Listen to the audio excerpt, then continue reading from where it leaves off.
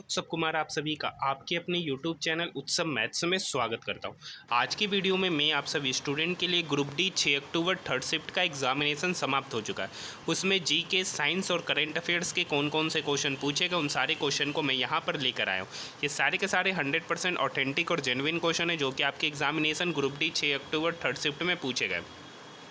बात करें आज का पेपर का लेवल का, तो पेपर का जो लेवल है वो आपका मॉडरेट टू हार्ड रहा है पेपर का लेवल, क्योंकि ग्रुप डी का जो फेज 5 का जो हुबली जोन का जो 6 अक्टूबर को एग्जामिनेशन लिया जा रहा है उसमें तीनों शिफ्ट का आज एग्जामिनेशन समाप्त हो चुका है। तीनों शिफ्ट की बात किया जाए तो पेपर को क्या बना दिया गया, मॉडरेट टू हार्ड बना दिया गया है। बात करें अटेंडेंस, तो यहाँ अटेंडेंस भी काफ़ी अच्छा देखने को मिल रहा है। लगभग 70 से 80% स्टूडेंट एग्ज़ाम में एपियर हो रहे हुबली जोन से। तो आइए हम लोग जानते हैं कौन कौन से क्वेश्चन पूछे गए। एक क्वेश्चन पूछा गया, राजस्थान में पश्चिम की ओर कौन सी नदी बहती है, तो ऑप्शन में लूनी नदी भी था, जो कि इस क्वेश्चन का सही उत्तर था। पश्चिम राजस्थान की एकमात्र नदी लूनी नदी का उद्गम अजमेर जिले के नाग की पहाड़ियों से होता है। आरंभ में इस नदी को सागरमती या सरस्वती भी कहा जाता था।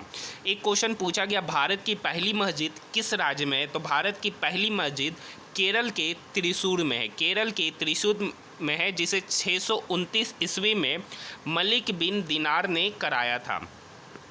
एक क्वेश्चन पूछा गया, 2022 में कोयला का उत्पादन किस राज्य में सर्वाधिक हुआ है, तो इसका सही उत्तर होगा छत्तीसगढ़ में। तो वित्त वर्ष 2020-21 में छत्तीसगढ़ ने सर्वाधिक 158.409 मिलियन टन लगभग 22.12% कोयला उत्पादन दर्ज किया। इस अवधि के दौरान कोयला उत्पादन में उड़ीसा, मध्य प्रदेश और झारखंड क्रमशः दूसरे, तीसरे और चौथे सबसे बड़े राज्य के रूप में हुए। एक क्वेश्चन पूछा गया, सरदार स्वर्ण सिंह समिति जो कि 1976 में गठित हुई थी, वो किस प्रधानमंत्री के कार्यकाल में गठित हुई थी, तो इंदिरा गांधी के। एक क्वेश्चन पूछा गया, बल्ब का फिलामेंट किसका होता है, तो इसका सही उत्तर होगा टंगस्टन नामक धातु का बना होता है।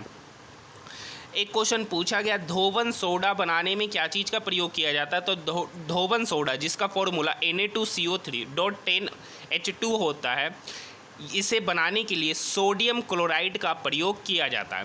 बेकिंग सोडा को गर्म करके सोडियम कार्बोनेट प्राप्त किया जा सकता है। सोडियम कार्बोनेट के पुनः क्रिस्टलीकरण से धोने का सोडा प्राप्त होता है, ये इसका बनाने का प्रोसेस है।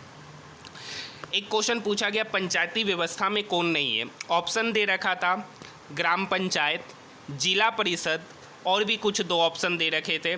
तो कौन नहीं है, जो नगर से रिलेटेड होगा, चाहे वो नगर पंचायत हो, नगर निगम हो, नगर परिषद हो, वही उस क्वेश्चन का सही उत्तर होगा। एक क्वेश्चन पूछा गया, कृषि और ग्रामीण विकास के लिए कौन सा बैंक है, तो कृषि और ग्रामीण विकास के लिए नाबार्ड। ऑप्शन में सिडबी भी था, आईडीबीआई था, तो इसका सही उत्तर नाबार्ड होता। एक क्वेश्चन पूछा गया, इनमें से कौन रिडॉक्स अभिक्रिया, तो 4 रिडॉक्स अभिक्रिया दे रखा था, उसमें बताना था कि किसमें रिडॉक्स अभिक्रिया हो रहा है। रिडॉक्स अभिक्रिया होने का मतलब है उसमें ऑक्सीडेशन और रिडक्शन दोनों होना चाहिए। एक क्वेश्चन पूछा गया, आईपीएल 2022 में सबसे महंगा खिलाड़ी कौन बिका है, तो ईशान किशन आईपीएल 2022 के मेगा ऑक्शन में सबसे ज़्यादा कीमत लेने वाले खिलाड़ी बन गए। उन्हें एमआई ने 15.25 करोड़ देकर अपना बनाया। वही दूसरे दिन सबसे महंगे खिलाड़ी इंग्लैंड के लियाम लिविंगस्टोन रहे, उन्हें 11.50 करोड़ देकर पंजाब किंग्स ने चुका दिया।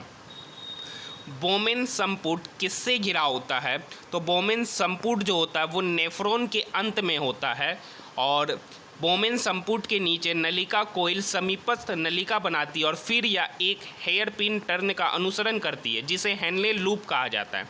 हेनले लूप के बाद नलिका एक बार फिर दूरस्थ नलिका के रूप में कुंडलित हो जाती है।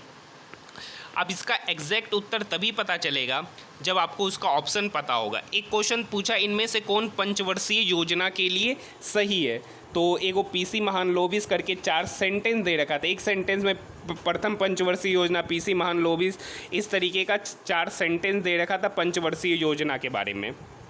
एक क्वेश्चन आपका पूछा गया, फोकस 40 सेंटीमीटर दे रखा है, फोकस जो है 40 सेंटीमीटर दे रखा है, तो आपसे पावर ऑफ लेंस पूछा है। एक वैलेंस इलेक्ट्रॉन पूछा गया है, 4 ऑप्शन दे रखे, तो पूछा था कि किसका वैलेंस इलेक्ट्रॉन एलिमेंट का नाम दे रखा था, एलिमेंट दे रखा था, और पूछा था कि इसमें कितने वैलेंस इलेक्ट्रॉन होते हैं, इस टाइप के क्वेश्चन आपके एग्जामिनेशन में पूछे गए। तो आज के लिए इतना ही, धन्यवाद।